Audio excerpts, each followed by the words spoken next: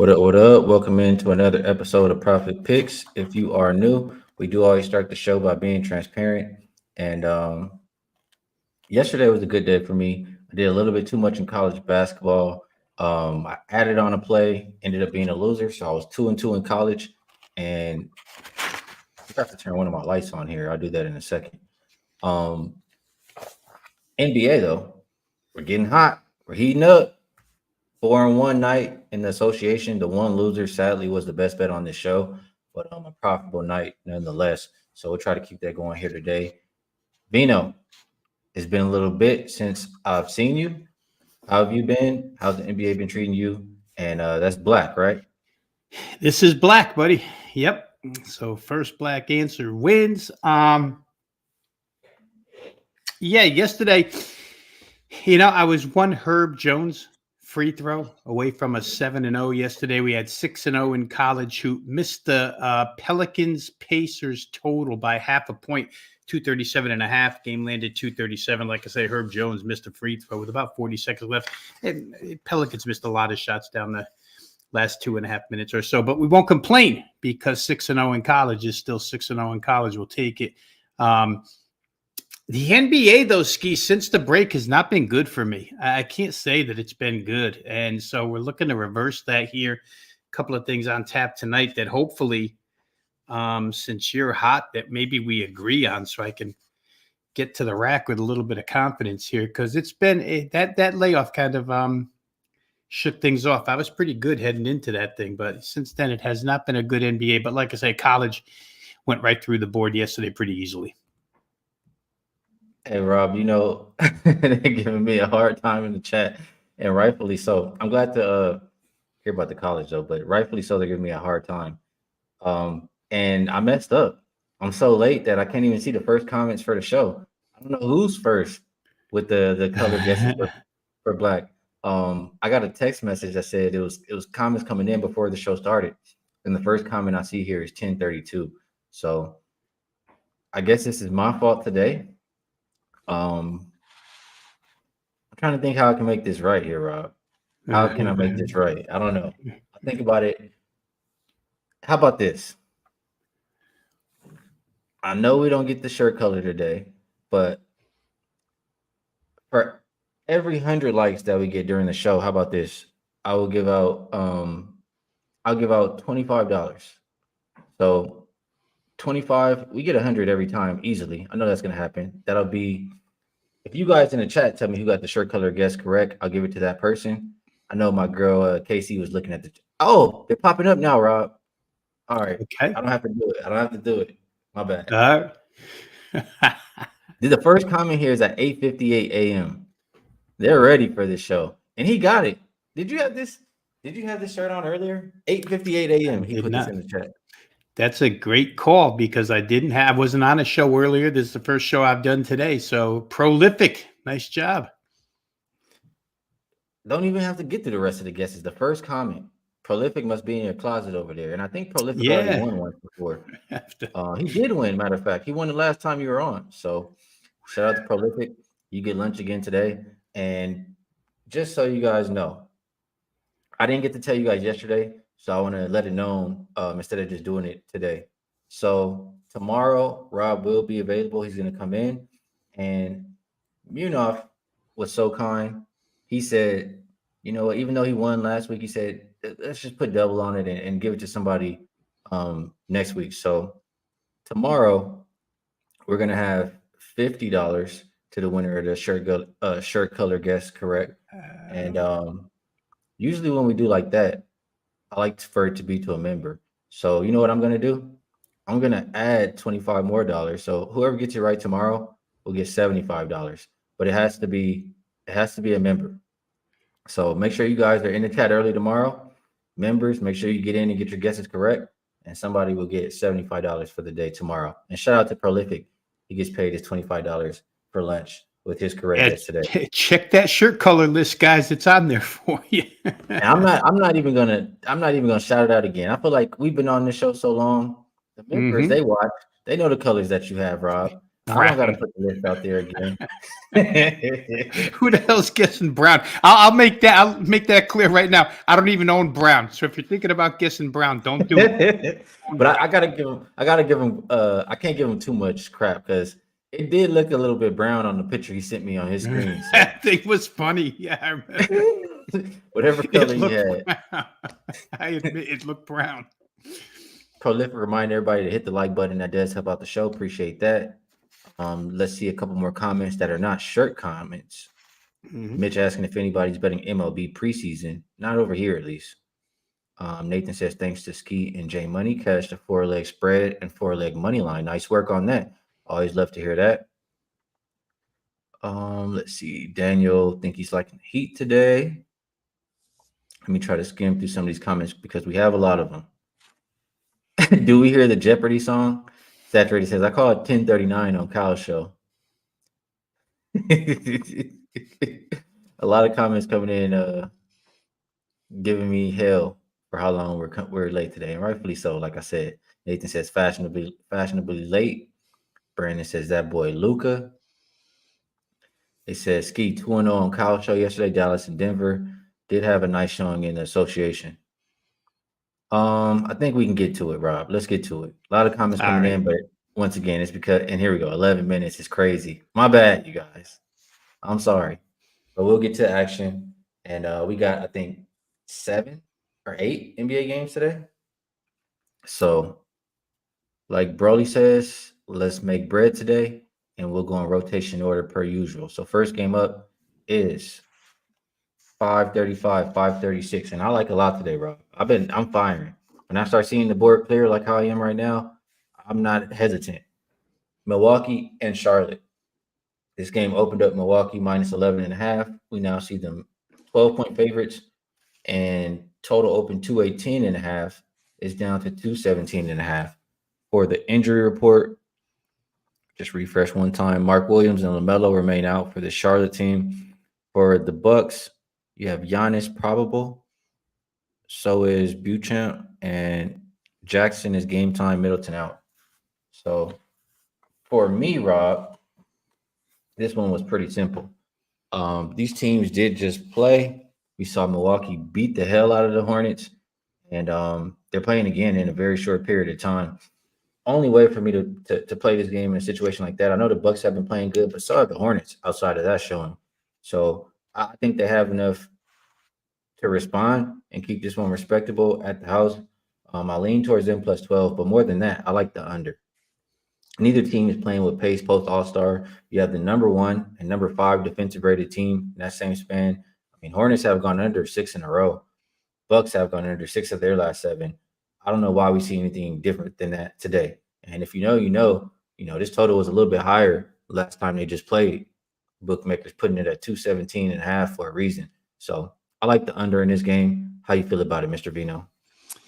Well, you just hit upon everything I looked at, Skee. The first reaction from me was to play under in this game. But what I had to do is go back and look at these unders. I actually have Milwaukee, and it probably depends on what closing line you're using. Rather than 6-1 under in their last 7, I actually show 7-0. But either way, Skee, what I did was had to go back through those 7 unders or last 7 games of Milwaukee that have been lower scoring and just see where those games have landed, because 217.5 in a Bucks game just looked low to me, off of, what we know about the Bucks as far as where the line has been placed the last few years. 217.5. If you use that number over the course of their last 7 games, the Bucks still have gone under that 4 times. 4 out of the 7 have been under 217.5. So it shows you the odds makers are adjusting. Some of that adjustment is due to Charlotte because they just haven't scored points. But there's probably still, if we look at the season series history between these two, there's probably still enough room to get this thing under the total one more time. For the Bucks in this particular series, they've just limited Charlotte shooting wise, right? Charlotte has shot 37%, 34%, 40% in 3 games.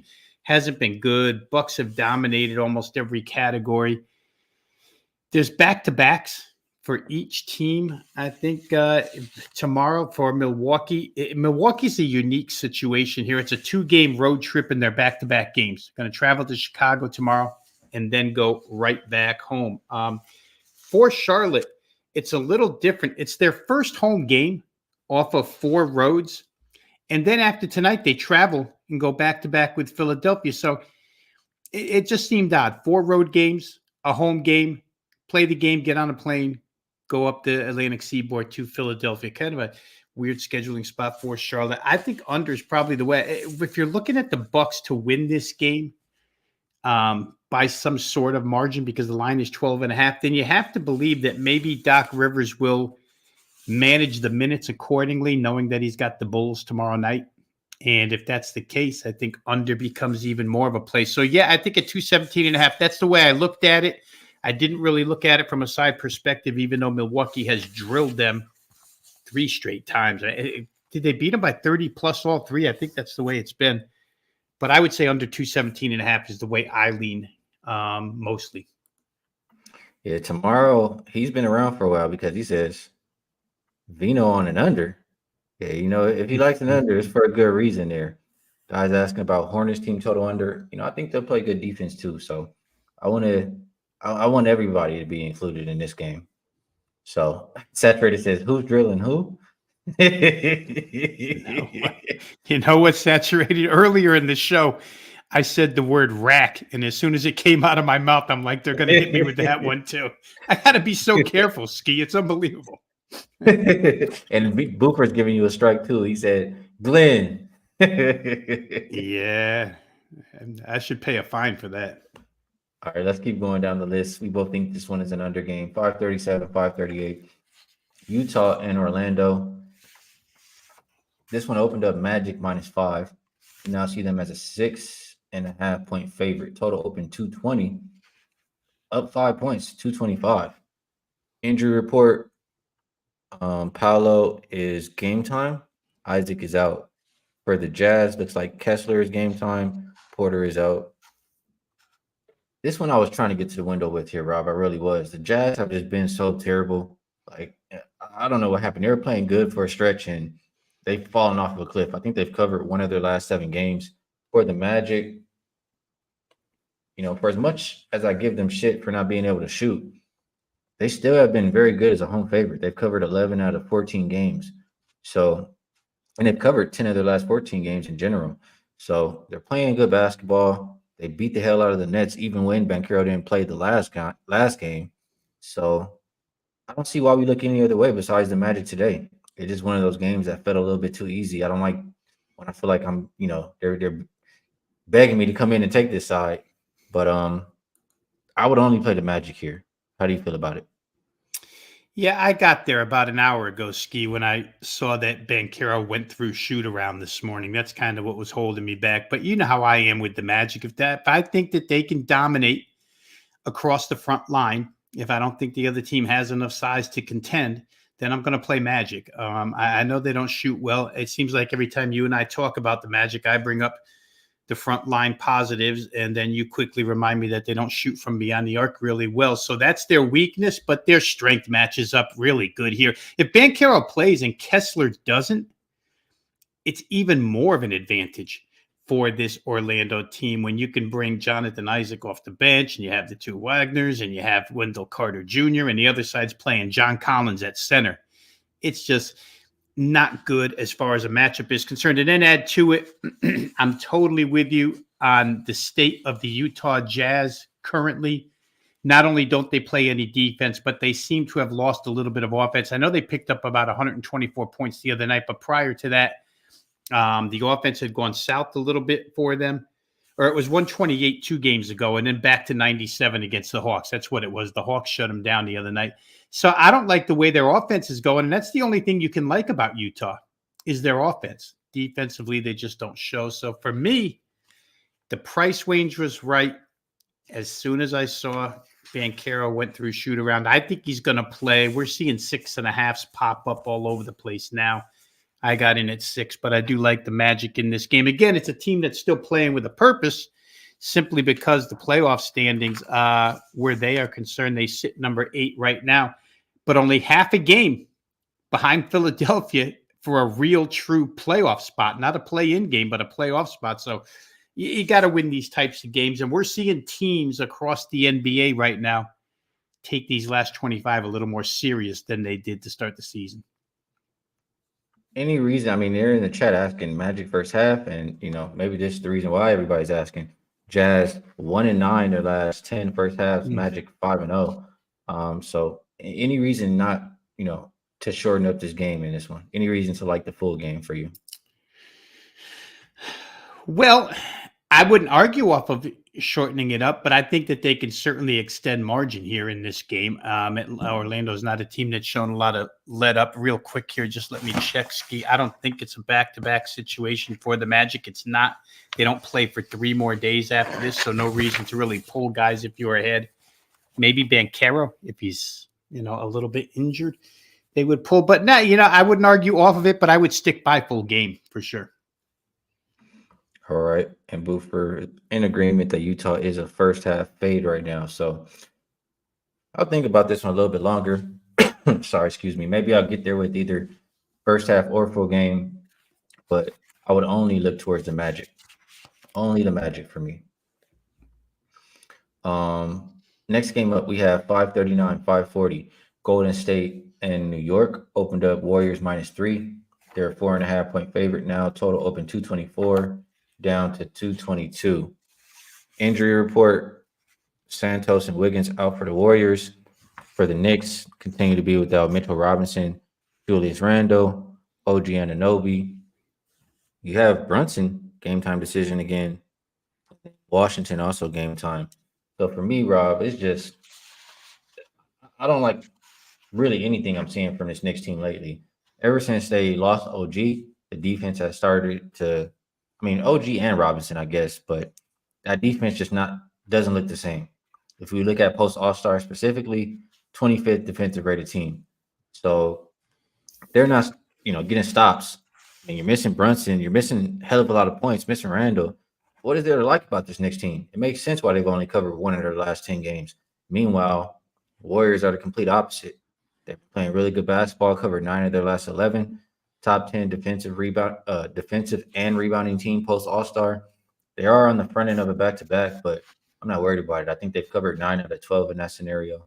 I will go with Warriors -4.5. No way I could look towards the Knicks. Can you? No, and I didn't. And I put up the cash this morning, Skee, and played Golden State in this one. Yeah, a lot of the same things you said. And it's interesting to note that the Knicks are that bad of a defensive team as of late, despite the pace that they play at, right? Golden State's not really going to allow the Knicks to crawl in this game. They're going to dictate it a little bit. And I'd hate to be, not that I'd hate to be, but I would say that even if Jalen Brunson plays here today, not being 100% and having to chase Steph Curry all over the floor, that's just not a good Brunson's not a great defensive player to begin with. So you would think Curry has a pretty nice night here. Like the way Golden State's playing fast, like the way they're scoring. What are they, 10-3 last 13? I think we've mentioned this. I've been on a couple different shows with you other than your own, where I keep talking about these teams chasing playoff spots, and Golden State's a team that's starting to stack wins because they knew they were behind the 8 ball. For Golden State right now, number 10 spot in the Western Conference, which is the final play-in spot, but only a half a game behind the Lakers and a game and a half behind the Kings. So they're still chasing a couple of teams to try and find their way to either a home floor advantage in the play-in or an actual playoff spot. I like them here. I just don't think the Knicks, without their main guys, in the beginning, when they first went down, it was kind of okay. They survived it. But now the longer this goes on with no Randall, no Anunoby, no Robinson, you can kind of see the wear and tear on this team. I like Golden State here. I thought the price was right. And I'm with you. I don't really fear the back-to-back against Toronto tomorrow because I think Golden State is solely focused on winning games. I don't think they're focused on, we have a game tomorrow, let's make sure that we rest in the fourth quarter or whatever. I think Kerr's doing everything he can to win games right now. I agree with everything that you said as far as, Warriors are making that playoff push. And I like what I'm seeing, so I'm in. Chat is pretty. I mean, the chat is conflicted. Some people like Knicks, some people like Warriors. So we'll see how it shakes out. I will be on Golden State. Next game up, we have 541, 542 Hawks and Nets. Opened up Nets -2. They're now 1.5 point favorite. Total open 227 and is down to 222. As far as the injury report, Okongwu and Trey remain out for the Hawks. Simmons is game time. Cam Thomas is out for the Nets. And this will be real brief for me here, Rob. Um I feel like the Hawks are a team that you got to ride right now. Um Pause. But I think they're a team you got to continue to play. Just because I mean I talked about it when I was playing the Hawks was the other day, used them as a best bet here on the show. Now Murray's getting a chance to like showcase himself and prove that he could be a guy you can win with him controlling the team. And that's who Quinn Snyder wanted the Hawks to keep. So I just feel like they're in a good rhythm. They play good without Trey plenty of times, enough for me to see. The only thing is they're on the road. But I like everything I've seen from them lately. Post All-Star, they've been the better defensive team, rebounding team, top 5 in those categories. And Brooklyn's been the worst offense. Atlanta is number 11. So I'll roll with the Hawks. Think they win this game all right. How do you feel about it, Veno? Same way. And I mean, I'm starting to make the correlation between Hawks minus Trey Young and Bulls minus Zach LaVine. It almost looks to be the same thing, right? Zach LaVine goes down.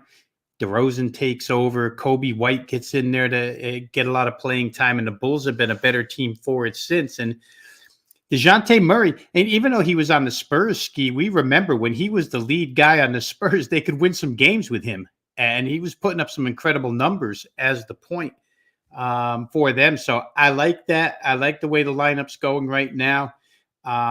And you have to dislike everything about the Brooklyn Nets at this point in time. Since Kevin Ollie took over as head coach, and he tried to institute this thing that, let me just get this right, he calls it EGB. Energy generated behavior.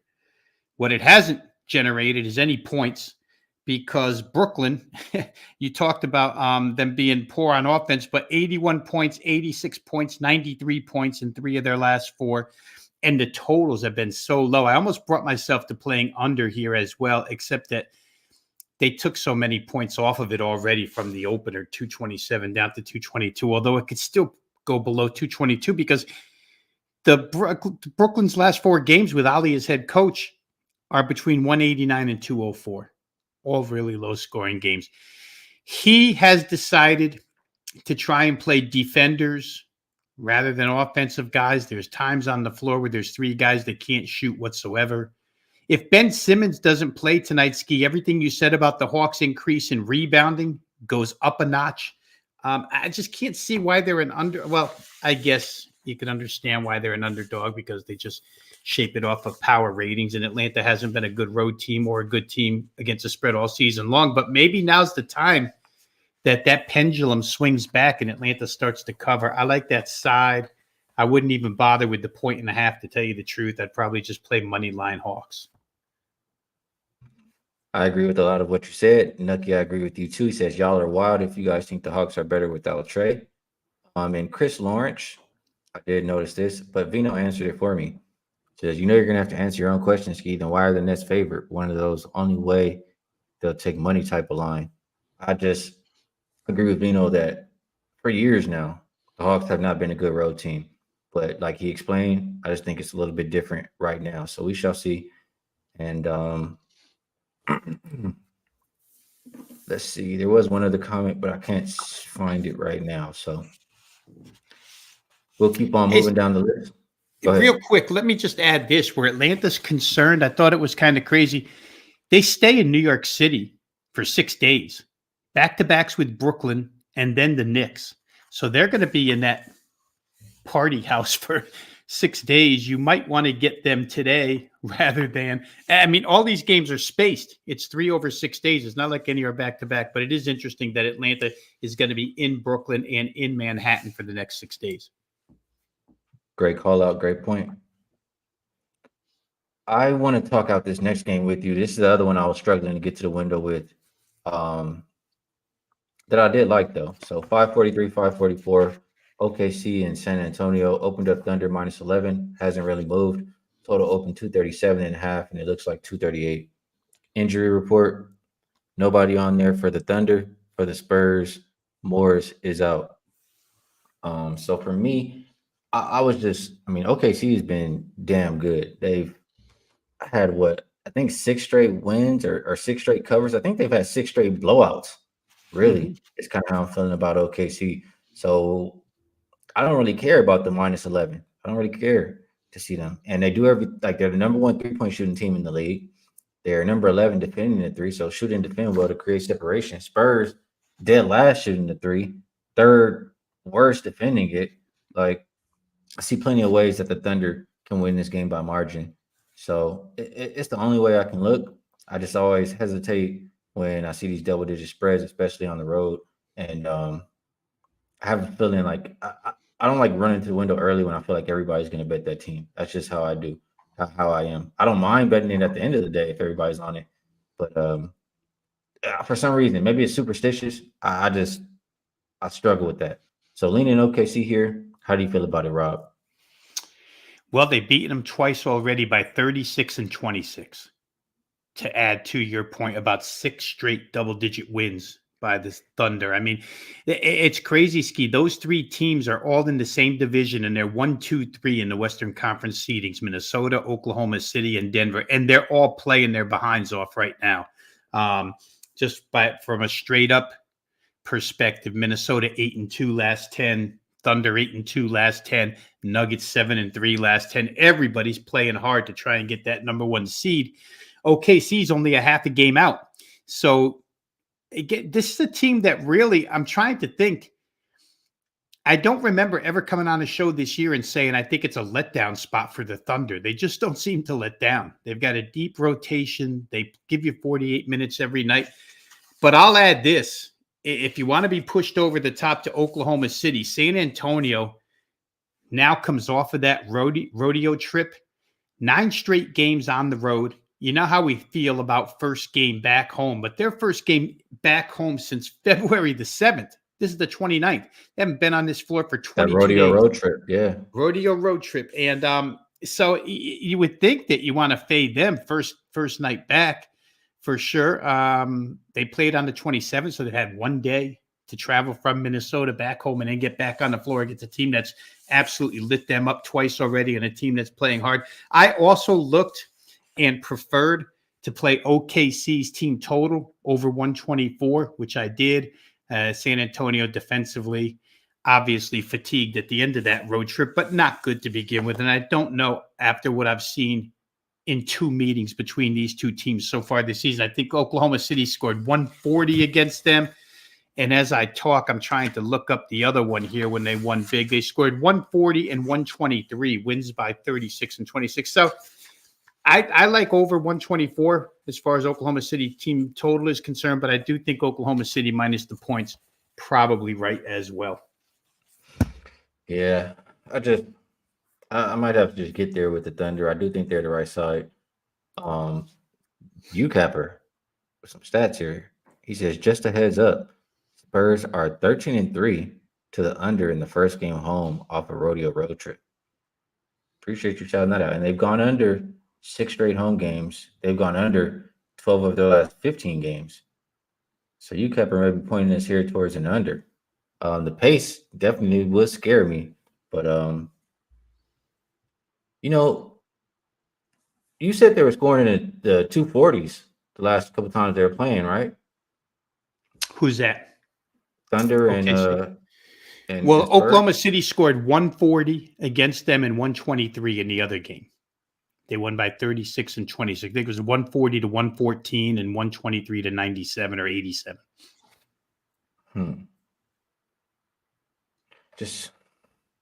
Yeah, this is interesting to me that this total is not in the 240s. So I don't know. Maybe I'll think about this one a little bit more. For some reason, I'm having trouble with this. So I'll think about it. I don't have to bet it right now. Next game, we will go 545, 546. Houston and Phoenix opened up Phoenix -8. We see 8.5 as the consensus. Total has dropped 1 point. We're looking at 231.5. Eason will be out for the Rockets, and Jalen Green is probable, very likely to play. For the Suns, looks like Nurkic is probable, Bill is questionable, so is Eric Gordon, and Damian Lee will be out. This game I had the most trouble with today. I didn't, or either that, or I just didn't like it. I know how bad Houston has been on the road. Houston hasn't really been playing good lately. Suns have started to play better lately, but I don't know that I trust them enough to win by this kind of a margin. I just don't think they're playing good enough defense for me to put my money on that. So I have to have a pass, I guess, in this game. You know what? Now that I say that, if the Suns aren't playing defense, I don't trust the Rockets play defense on the road. Rockets definitely want to play with pace or have been playing with pace lately. And I think that the Suns will be okay with that. Suns have been playing under games lately, but I think this one is more of an over game. How do you feel about it, Veno? Well, they just played a couple of games ago, 114, 110. Houston wins in Houston. So it's a little bit, I don't know, would Phoenix take Houston as a revenge game? Probably. You're not supposed to lose to the Houston Rockets. And now you're on your home floor. So maybe there's a little bit of payback because it's so close. Time proximity wise, you lose on the 23rd. Today's the 29th, probably still fresh in their memory. Both teams shot lousy in that game, Skee. To your point, Phoenix shot 40%. Houston shot just under 40%, and they still got to 224 without any good shooting. So, Phoenix, I'm looking here, 23% from three. Lousy shooting night, as a matter of fact, for Phoenix, and they still got to 110 against this team. Rockets pace, I checked it earlier this morning. It had been up in like the top three for a while when we were bringing up, or at least I was mentioning Udoka's little bit of a philosophical change where he wanted Jalen Green to get to the boards and push the break. That pace has slowed down somewhat since a couple of games before the All-Star break and then afterward. But still, this is a team that Phoenix at home can absolutely dictate how quickly this game's going to be played. And I think the best point that you make of all of them, and I'm in full agreement, is that I've never thought Phoenix is a good defensive team. They don't play a lot of defense. They score like crazy. And when all three of those guys are on the floor, they're very efficient on the offensive end.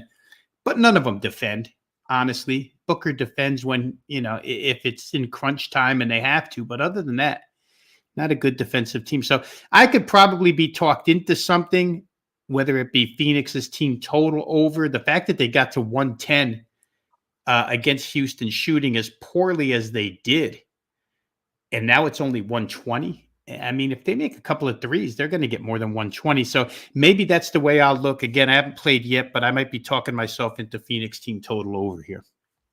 I think that's a solid look. Can't talk you off that at all. Next game up, we'll go to 547, 548. Miami and Denver opened up. Denver -5.5. They're 5-point favorites currently. Total is down about 5 points from 217.5 to 212.5. And I thought I missed it at 214. I was like, maybe I just let it go, but it continues to go down. Nobody really on the injury report for Denver, but it is early. They did play yesterday. They could add throughout the day. For the Heat, looks like no Josh Richardson, no Kevin Love, no Hero, no Thomas Bryant. Heat have been playing good basketball, really, no matter who's on the floor lately. Denver has been playing good basketball too. It's just a matter of who's going to be available tonight. This is one of those, rematch of the championship or whatever. But I don't know. I think the market is correct in pushing this one down. I think I've missed the boat now. Both teams have been really good defensively, post All-Star. Nuggets have gone under 13 of their last 17 games. Heat have gone under 21 out of 30 road games and under 6 of their last 7 games in general. I think it's a lot of defense being played, and I still think they can squeak under 212.5. I'm just not really into betting and getting the ass into the line. So I can say it, you can't, Rob. So I lean under. How you thinking about Heat and Nuggets? I'm waiting for our good buddy Anthony Thornhill to come in here and show a pair of peaches on the graphics. I thought I was going to be on Miami in this game, Skee. Then I saw the number. Then I got scared because Denver, I just mentioned it, they're playing so well right now. All three of those teams in that particular division, it's like they all want that one spot. For Denver, since the All-Star break, 4-0 straight up, 4-0 against the spread. Every single game they've scored 117 or more. To your point earlier, it's their defense that's been really good and has set them apart and put them on this 4-game win streak. However, I don't want to play anything until I see that injury report because they did play last night, although it was kind of a coast job. And so maybe everybody plays again. And this is what I'm afraid of. If Denver plays everybody, I don't want to be against them in this price range, but I don't want to be against Miami either. Miami's 9-1 against the spread this month. Coach Spoelstra's team, like you said, it doesn't matter who's on the floor. We've seen enough of Miami the last 3-4 years. Honestly, it doesn't matter who's on the floor with them. When they play well, they play well. And right now, they're making their playoff push. They are sitting, just for context here, number 5 in the East. And they're only a game and a half behind the Knicks for the 4 spot. And the 4 spot comes with a home floor in the first round. Knicks are so banged up, and in a tailspin, Miami could catch them. And I think that's what this push is all about. So I don't want to be against either of these. I'd like to wait and see what Denver has on the injury report, if they're all going to play or not. But it's really hard to bet against either one of these teams right now, the way that they're going. Yeah, this is the first time they've played since then too. So I do think Miami probably be the team that cares a little bit more. +5, kind of got to trust them to be in the game and win the game. I'll think about it throughout the day. But maybe I'll try to get there with Miami now since I can't really, or I don't feel comfortable coming in after a 5-point move on the total. Last game on the slate here, Veno. We're going with 549, 550, Washington and Washington Wizards and Lakers. Sorry, opened up Lakers -9.5. They're still 9.5 as consensus. Some 9s out there though. Total open 241, and it's up to 243. Denny is game time decision for Washington. For the Lakers, as of right now, the same usual suspects: Christian Wood, Gabe Vincent, Vanderbilt, all out. But again, it's early. Lakers did play last night. And I think there's a lot to like in this game, really, Rob.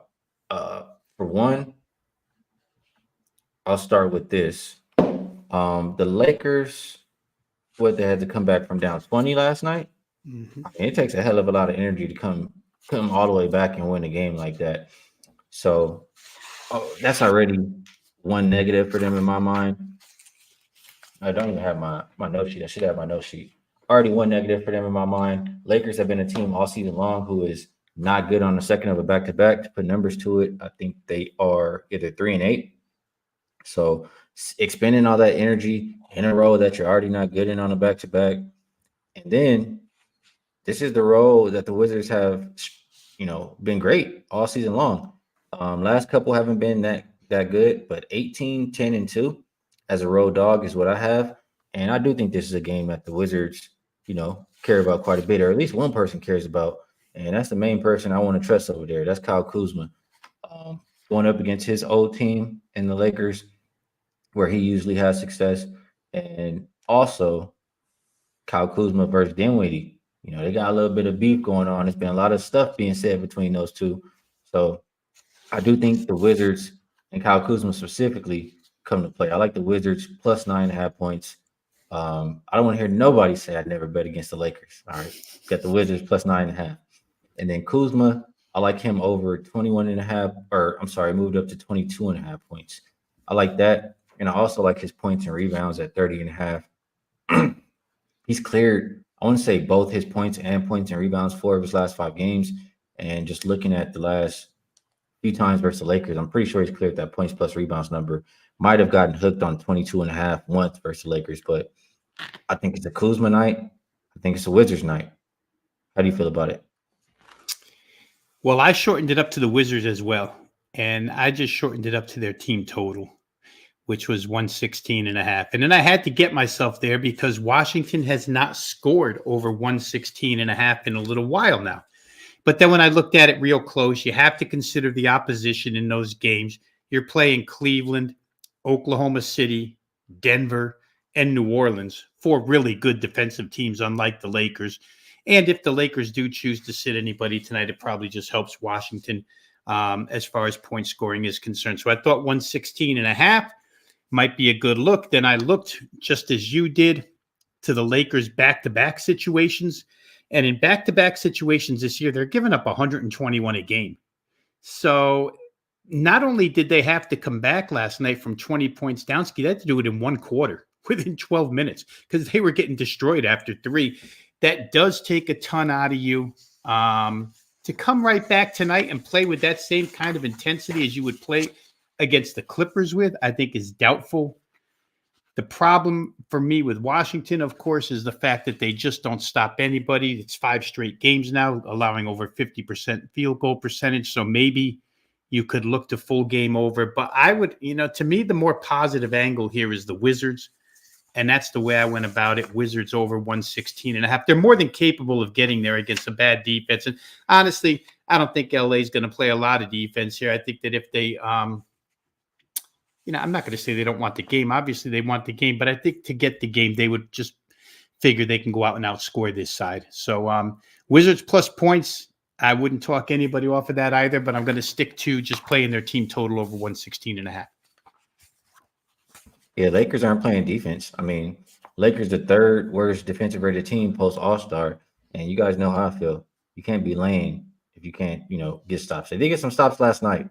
Maybe Clippers just fell asleep, but I'm not trusting it long term, or at least not right now. Maybe if they show me a little bit of consistency first, is kind of what I'm saying. So this comment, you weren't here this day, Rob. Let's see. Hakeem the Entertainer, what's up? Just checking in. Best bet, Golden State -4. Hit it back to the beginning. There was a comment one of these days, Rob. Somebody said, "Man, this guy is so boring." But I guess I'll respect his opinion though. And then I just came on the next day and I was just like, "Yeah, I'm not Hakeem the Entertainer." So that's what that's about. The guys, I'm here to win bets. That's all I'm trying to do. I want to put money in your pocket, in my pocket, man. That's it. So yeah. We work with some entertainers, Skee, but I don't think anybody would classify the two of us as entertainers. Although the chat seems to love half the stuff that comes out of my mouth, even though I don't mean it to be funny. Yeah, we still entertain, I guess, on this show, though, but even though we try. Rather entertain them with cash, though. Absolutely, I'll take that 100%, 10 times out of 10. Mm-hmm. So I'll be honest. We don't even got to talk about it, but I've started to talk about it just because it's that time of year. I did not look too much at the card today. I was disappointed in myself for, not being elite 2-1 yesterday and adding on a pick and going 2-2. And the pick that I added, I was just frustrated with why I added it. So I was and it's a lot to look at in college. So didn't quite get to anything today. But was there anything that kind of caught your attention, Mr. Veno?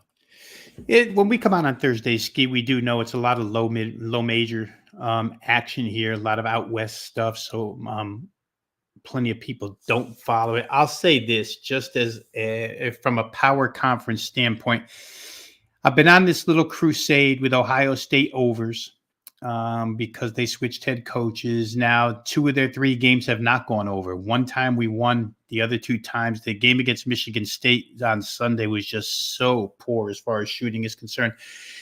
But at 144.5 tonight, I kind of like the over against Nebraska.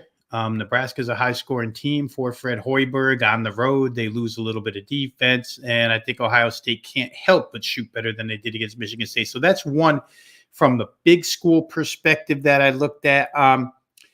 Little schools, let me just go through my sheet here because I know I played something late tonight. Wow, where the hell did I leave my notes? Oh, wait a minute. No, it wasn't late. It was early. There's a game between Monmouth and Hampton here tonight. I scratched that one off, but keep note of Monmouth, which has been a high-scoring team recently. But Campbell plays College of Charleston early. And for Campbell, it's a game that is kind of close to the most recent game that they played just a couple of nights ago. So they don't have a lot of time off. Charleston's an extremely fast tempo team, and Campbell has been scoring like crazy for about the last 4 games. So I played that thing over 154.5 for those of you who like small conference, Southern Conference basketball. We played that one. And I don't think you can ever go wrong, at least looking at Denver. Denver's home tonight against Missouri, Kansas City. It's been an extremely high-scoring team. Tonight, the numbers are like 153. And I'll say one thing just general that I'm finding out about these college basketball teams, Skee, is that even the good defensive ones, like I'm using the SEC as context here, good defensive teams like Tennessee, Mississippi State, teams that are predicated on defense, Texas A&M, when they play somebody who scored, they can't play any defense. Last night, Auburn's a good defensive team, right? Tennessee Auburn hits like 170 plus. Alabama scores over 100 again last night. Kentucky scores over 90 again. So I'm kind of leaning towards offenses and overs for the most part here, even in late February. So those are a couple I looked at for sure. Ohio State, their game over. Campbell, their game over. And I don't think you can get hurt playing Denver overs. All right, good stuff for Mr. Veno there on the college slate. And I hear a lot of they're talking about Filipino food. I like food. I like Filipino food. I don't like longanisa though. I feel like I didn't really care for that, but I found a really bomb spot in LA, man. I had it when I was just out there. I don't remember the name, but I'll have it for tomorrow and I'll shout it out for you guys. Because if you like Filipino food and you're in LA, you got to try that place that I just had. So we'll move on over. Got through NBA, did a little bit of college basketball. It's about that time we move on over to best bets. And Rob, I will ask you if there's anything you like to promote, and also a lot that we talked about. Maybe there's a play that stood out a little more than the rest for the show. Let's go ahead and promote wagertalk.com, where you can find all my work. And again, for those of you who have not become a member yet, just go over to wagertalk.com, the website, drop in your email address. You get instant free access to all of the media content, video content, and the written content that's provided each and every day. Analysis from a lot of handicappers over there, all for free. And everybody's got a free page. You can usually find a free play on their home pages individually, mine included. If you're interested in selection packages, you can always find mine over at wagertalk.com. Skee, there's a special going on over there today because it's leap year. God, I wish I had it right in front of me. I don't want to state it wrong, but again, real quick, if you try to pull it up really quick because I did forget to say something. For the people in the chat, I see you guys already doing it. Drop your best bets. You guys know, if you've been here before, how we do on the show. It's that time for everybody. But if you're new, what we do is everybody puts a best bet in the chat. There's 3 rules. You put the line that you're getting for your best bet, no more than 2 best bets. And I'm blanking out again. I blanked out to even say this in the first part. What is it here? Oh, put best bet in front of it. So put best bet in front of it. Put the line that you're getting, and no more than 2 best bets. Those are the 3 rules, and we'll come and talk about it again tomorrow. And we've had a winning day from the chat every day this week, so make sure you guys pay attention. Did you find it over there, Rob?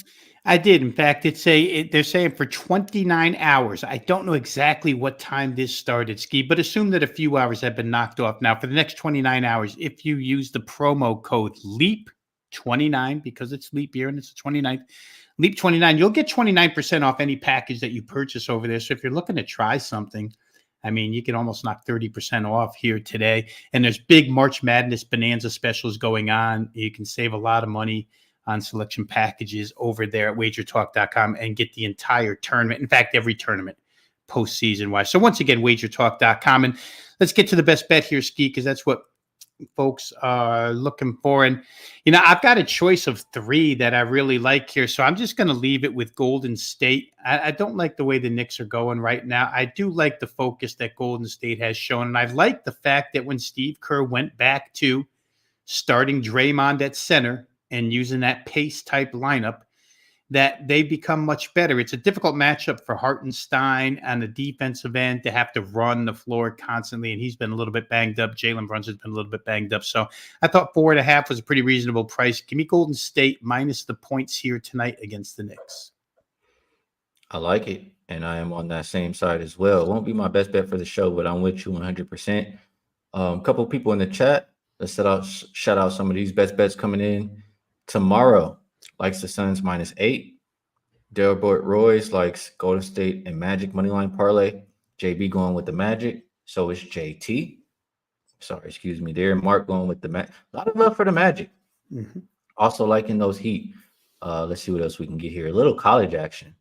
Washington State -6 and University of Maryland. Is that what it's saying? Lowell. I think that's what it is. Massachusetts Lowell. Yep. Yeah, I don't know. Maybe I shouldn't have even tried, Rob. It's too many of these college schools for me, man, to keep up with all these abbreviations. Sean Evans going with the Warriors. He agrees with Rob. And here's UCapper says it's 29% off. Packages $69 or more. Appreciate you with that Ronald. Help in there, UCapper. UC Davis from Jeff. A couple from Nathan here. And there was one more Jesse here. Jesse in the building. Says Miami Heat team total over 104.5. For you guys watching on the replay, you can see the entire chat. You just go, if you're on your phone, you go to where it says comments, you scroll over and you click where it says live chat replay, and you can watch the comments along just like you were watching the show live. And if you're on your computer, it's in the top right corner. So with that said, before I give my best bet, 2 reminders. One, both Rob's page and my page are in the link to the description of this video for our Wagertalk profiles. And 2, don't forget, guys, tomorrow, you got to be a member, though. You got to be a member.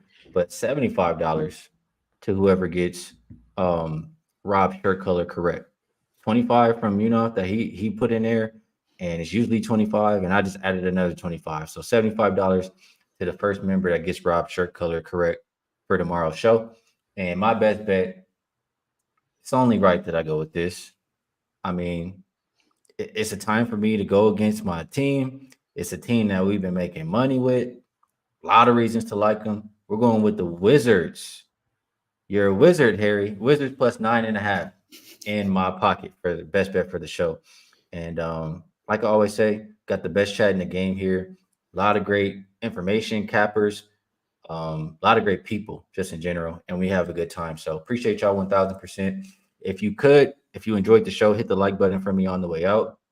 I will be live again at 1 p.m. Pacific Standard Time with Wham, Veno, and Dutch. So until then, best of luck if you tell. Good luck on all your action. I'll catch y'all later. Peace.